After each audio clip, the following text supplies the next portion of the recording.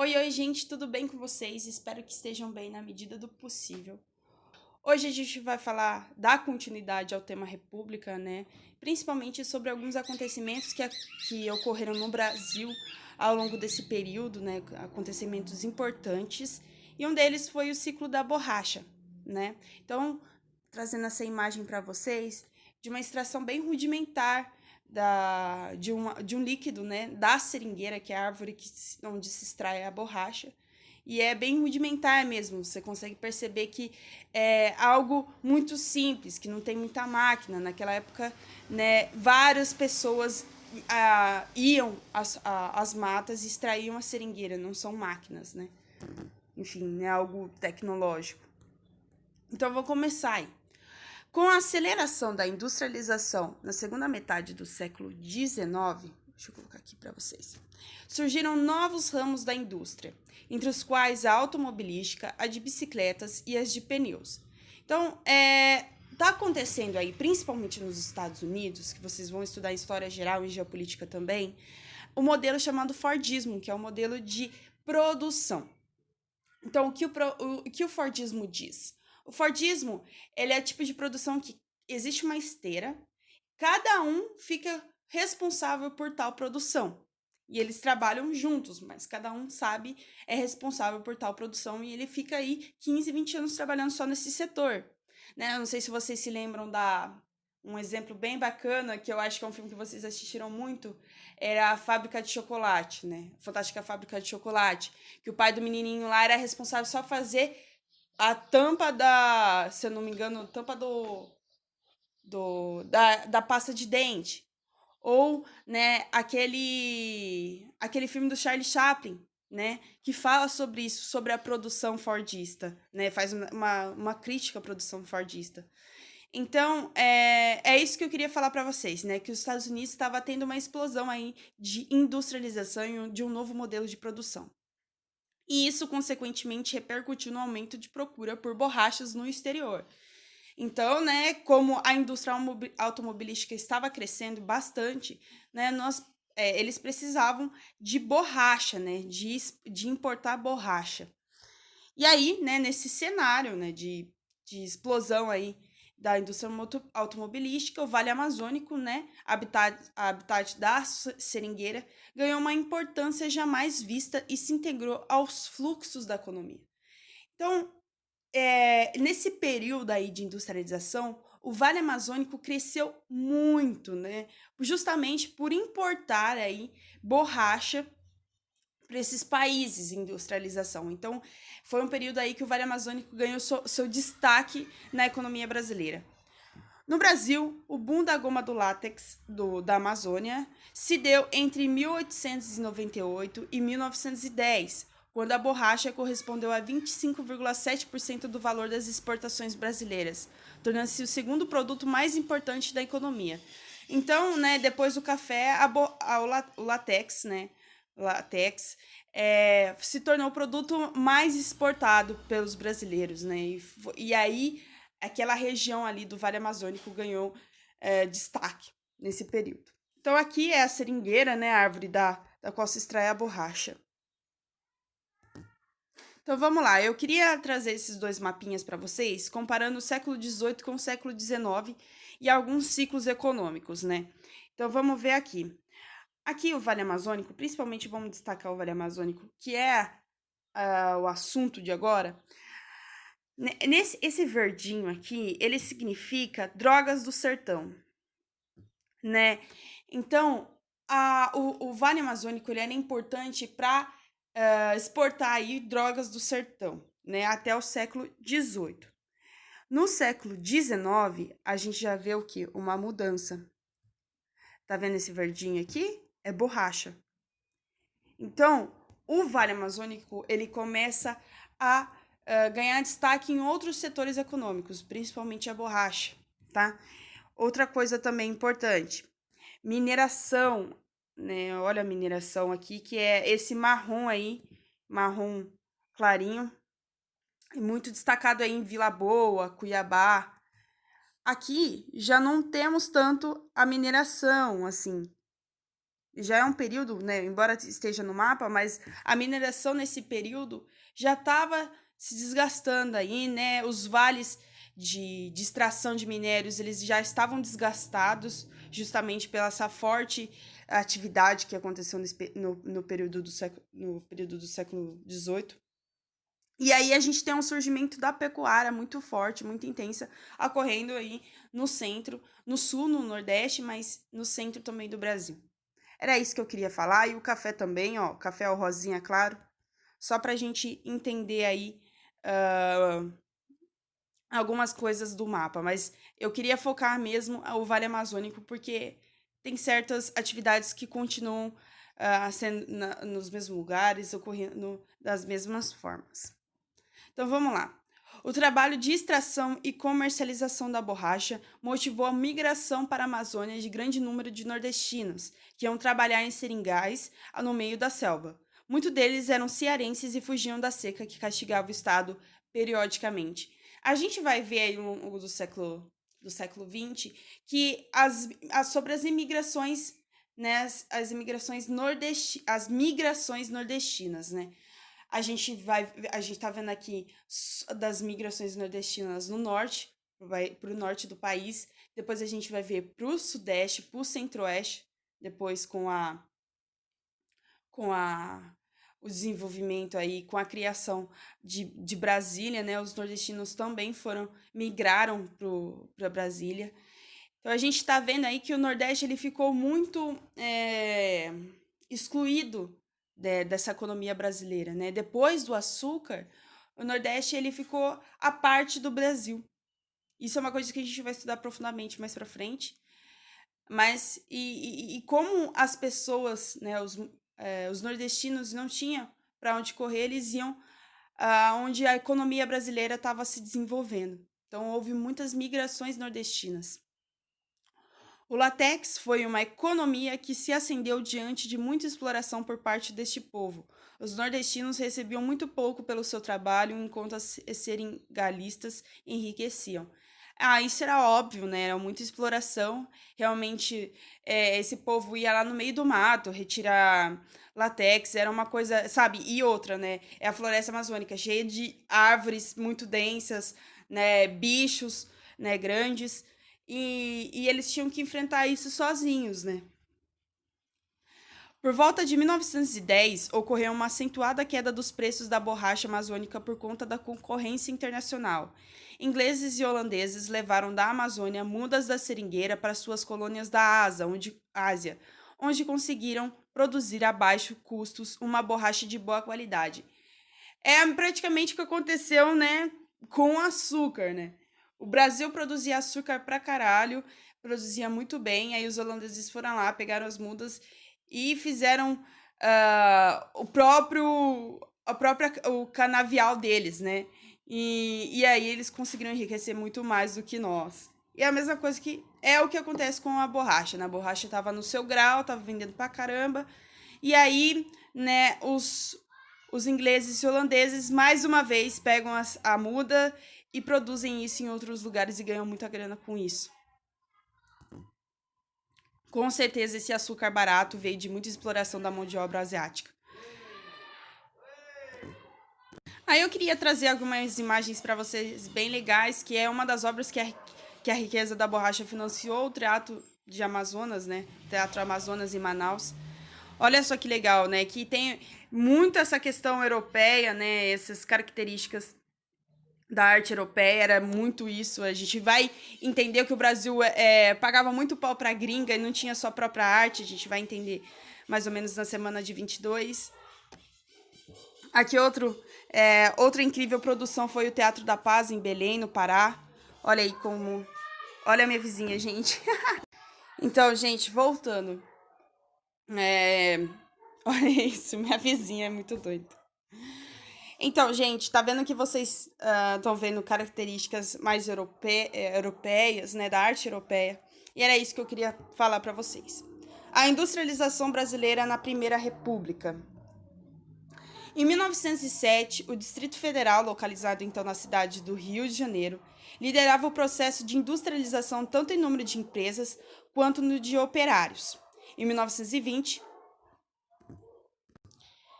Em 1920, porém, a situação já era outra. São Paulo tinha assumido a dianteira e tornara-se o principal polo industrial do país. Então, né, por que São Paulo se tornou o grande polo industrial no país? Porque era onde se localizavam os grandes cafeicultores, né? Lembra que a gente estava falando sobre as crises do café? Muitos cafeicultores investiram suas granas, né, seus capitais aí, para a industrialização. Então, São Paulo acabou se tornando um polo de industrialização justamente por isso, por onde se concentrava a população mais rica do Brasil. Tanto em São Paulo quanto no Distrito Federal, que se localizava no Rio de Janeiro, tá, gente? As grandes empresas eram responsáveis pela maior parte da produção industrial. Os principais setores industriais da época eram o setor têxtil, o de alimentação, incluindo bebidas, e o de vestuário. É, é interessante a gente perceber também que a industrialização ela é muito tímida, tá? A gente começa a se tornar realmente um país industrializado, né, depois de Getúlio Vargas, que a gente começa realmente a se industrializar e urbanizar de fato, tá? Se tornar aí grande parte industrial e urbano, né? Por enquanto a gente está dando nossas primeiras caminhadas aí muito lentas. E esse, né, esse cara aqui é o Francisco Matarazzo. Eu não sei se vocês já ouviram falar dele, foi uma figura assim muito importante para a produção industrial, né? Ele foi um grande empresário aí, e eu quis trazer uma imagem dele, e ele era um imigrante italiano, né? Industrialização e urbanização. No Brasil, a industrialização e a urbanização caminharam juntas. Muitos bairros brasileiros nasceram ou cresceram em torno de fábricas que lá se instalaram. Então a gente está vendo aqui, eu esqueci de tirar esse clique para adicionar texto aqui, desculpa, gente. Mas eu queria adicionar aqui um mapinha para vocês, mostrando como a industrialização foi se desenvolvendo ao longo da velha república, né? Então aqui era muito tímida, né? No norte, no nordeste, né? Algumas fábricas, mas aqui no sudeste era uma coisa muito intensa já, né? Então a gente consegue perceber que o sudeste foi das regiões aí que mais se urbanizou, né? Já que a industrialização e a urbanização elas acontecem ao mesmo tempo, tá? Elas são grudadas, assim, uma é consequência da outra. Então a gente vê aí que o Sudeste tem bastante fábrica, né? E com certeza é um das regiões mais urbanas. E é isso que eu queria falar com vocês. Por conta dessa desigualdade de concentração de empresas, há uma desigualdade dessa urbanização. Então, enquanto a gente vê o Nordeste, que, né, tá muito poucas indústrias, né, é uma região que não tinha uma economia forte, né, com certeza era uma região aí de bastante desigualdade, né, de muito mais pobreza, né. Em São Paulo, com certeza, tinha essa desigualdade, mas não se comparava ao Nordeste. Né. Em São Paulo, algumas regiões aí estavam se industrializando, estavam se desenvolvendo. Então, também queria trazer essa desigualdade entre as regiões, né? São Paulo era uma região muito mais rica, próspera por conta do café do que a região norte, né? Do que a região nordeste, a região centro-oeste, por exemplo. No entanto, o crescimento da industrialização e urbanização no Brasil daquela época foi bastante desigual, sendo muito maior no Sudeste do que nas outras regiões brasileiras, com certeza, por conta da concentração de fábricas e indústrias. E eu ia falar alguma coisa e eu esqueci. Ah, e essa urbanização, industrialização, vocês vão estudar em geofísica, eu acho, que foi uma urbanização conturbada, né? Foi uma urbanização meio que não estava planejada, né? Porque foi um crescimento, principalmente na cidade de São Paulo, Rio de Janeiro, que houve essa explosão aí de industrialização. E a cidade, ela ficou meio conturbada, assim, ela não foi muito bem planejada. São Paulo não foi uma cidade muito bem planejada. Então, a gente sofre as consequências aí desse mau planejamento até hoje, né? Por exemplo, as enchentes é um exemplo disso, de mau planejamento, tá? Aqui é a apresentação do Tio Sam na economia brasileira. Quem é o Tio Sam? Esse maluco aqui, que é uma figura, né, publicitária criada aí nos Estados Unidos para convocar os americanos a participarem da Primeira Guerra, né? Ele é uma figura assim publicitária mesmo, né? Um cara que é um patriota, né? Um estadunidense de fato, e ele tá chamando, né, os estadunidenses, né, a irem participarem da guerra. Enfim, os empresários norte-americanos também tomaram empresas no Brasil, sobretudo após a Primeira Guerra Mundial, quando os Estados Unidos passaram a ter maior influência sobre a América Latina que a Inglaterra. As empresas norte-americanas foram atraídas por vantagens como mão de obras e matérias-primas mais baratas, ausência de leis trabalhistas e um mercado consumidor em crescimento.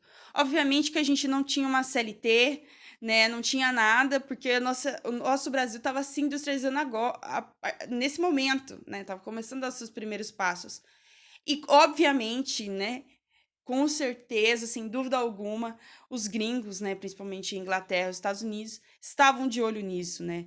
Se aproveitaram desse momento que o Brasil estava não tinha nada consolidado, né? Eles se aproveitaram desse momento que a gente tinha mão de obra muitíssimo barata e poderia ser explorada facilmente. Enquanto os investimentos ingleses eram direcionados ao setor de serviços, os capitais norte-americanos eram investidos principalmente na montagem de fábricas, setor secundário. Urbanização e imigração. É uma coisa bem interessante também. Durante a vigência da Primeira República, o processo de industrialização esteve atrelaçado também ao de imigração. Estima-se que entre 1890 e 1930, o Brasil tenha recebido cerca de 3 milhões e 200 mil imigrantes, né? Entre eles os italianos, asiáticos, portugueses. A cor, isso é muito importante, pessoal, vou até focar aqui para vocês. A cor, a cultura e a religião foram elementos importantes na maior ou menor aceitação dos imigrantes pelas autoridades brasileiras. Por serem da cor branca, religião católica e por falarem línguas de origem latina, italianos, portugueses e espanhóis foram os imigrantes preferidos das autoridades brasileiras. Muitos brasileiros daquela época acreditavam em teorias racistas que apostavam na superioridade do europeu e no embranquecimento da população brasileira por meio da miscigenação. Gente, é a cultura do embranquecimento que aconteceu no Brasil. Isso é muito forte, isso reflete a estrutura brasileira até hoje. O que aconteceu? Bom, a gente já tinha uma publicidade aí para chamar os imigrantes italianos, né, que estavam sofrendo aí com a unificação italiana, enfim, os alemães que estavam sofrendo também com as guerras germânicas, a virem para o Brasil e trabalharem, né, nas lavouras, né, de café, e eles iam conseguir seus próprios pedaços de terra, produzir, né, assim, com maior autonomia. Só que, de fato, muitos imigrantes chegaram aqui e não aconteceram isso, né? Não aconteceu isso. Eles foram extremamente explorados, né? Os imigrantes. E eram muitos imigrantes pobres. Mas a gente tem que lembrar que os imigrantes europeus, eles foram muito mais bem aceitos. Eles que ocuparam as vagas nas indústrias. A gente está falando aqui no momento que os negros, né? Eles já foram libertos, né? Eles estão vivendo à margem da sociedade, porque a Lei Áurea, de fato, não concedeu a eles nenhum direito, né? Então, eles estão à margem da sociedade, enquanto chegam imigrantes, e esses imigrantes ocupam os espaços, os postos de trabalho. Porque a gente está vendo aí uma industrialização no Brasil, e quem ocupa esses postos de trabalho são os imigrantes brancos. Inclusive, a gente vai ver mais para frente as disputas operárias, né? Enfim, as manifestações operárias que aconteceram, e aconteceram porque eram por pessoas brancas, né? Eram pessoas brancas pedindo seus direitos no Brasil. Então, isso é muito interessante, muito importante a gente perceber sobre essa questão do embranquecimento. E a gente está falando aqui, nesse momento, de um neocolonialismo que está acontecendo no mundo. O que é o neocolonialismo? É realmente a volta dos países europeus a explorarem países, né, por exemplo, da África, do continente africano, que é agora a África, né, o continente africano, ele se torna aí uma região, um território importante para a exploração desse novo período do neocolonialismo. E com a exploração, né, veio uma teoria, né, supremacista, podemos dizer, que é a teoria do Gobienal, né? Que foi um cara que ele acreditava no darwinismo social, ele acreditava que as pessoas brancas eram mais evoluídas que as pessoas negras, né? Que eram mais inteligentes, que a questão da força ficavam para as pessoas negras. E era uma forma, né, de legitimar a exploração do povo do povo negro, né? Que o povo negro sofreu. Então, é realmente uma coisa que aconteceu no Brasil também, né? O Brasil acreditava que o povo negro não era o suficiente, que precisaríamos de pessoas brancas para embranquecer a nossa população, né? Então, vamos criar essa cultura da miscigenação, que é algo legal, sendo que não era algo legal. A miscigenação, ela não aconteceu no Brasil de forma legal, nenhuma, nem um pouco legal. Mas criaram essa cultura da miscigenação como algo legal justamente para poder embranquecer a população, tá? É uma coisa muito delicada, eu fico até com medo de falar sobre isso e espero que vocês tenham entendido, tá? Qualquer coisa, só me chamar. Aqui é um exemplo disso, né? Dessa questão do embranquecimento. Esse é um quadro que se chama A Redenção de Cã. E percebem, a gente tem uma avó negra, né? De pele retinta, né? Uma mãe negra de pele mais clara, que é casada com um imigrante, talvez, né? Branco. E ela tem um nenê de pele mais branca, né? De pele clara.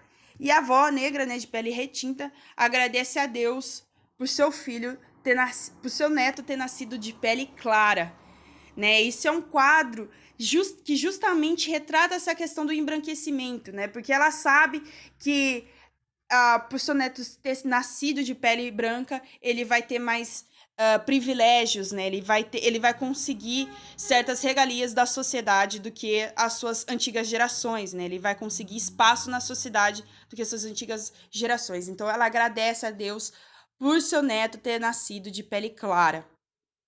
Então, a gente está vendo aí que ao longo das gerações,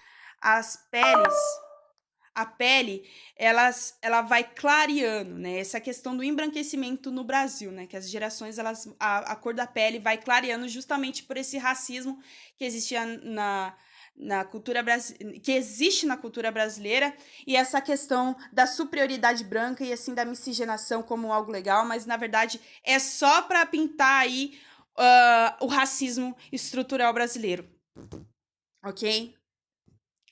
Uma coisa interessante que eu ia falar sobre a imigração, deixa eu ver o tempinho, já deu, é sobre a imigração, né? Eu queria trazer algumas observações. Dentro dessa chegada aí de imigrantes, a gente recebeu muitos portugueses, italianos e asiáticos, né? Os portugueses eles ficaram mais localizados no Rio de Janeiro, né? Eles eram aí imigrantes pobres, né? Do norte e nordeste de Portugal, que vieram para o Brasil, né? Aí tivemos com a chegada dos italianos, que a princípio trabalharam nos cafezais, mas no processo de industrialização eles trabalharam como os principais operários aí dessas empresas, dessas indústrias, e também criaram as próprias fábricas familiares, né?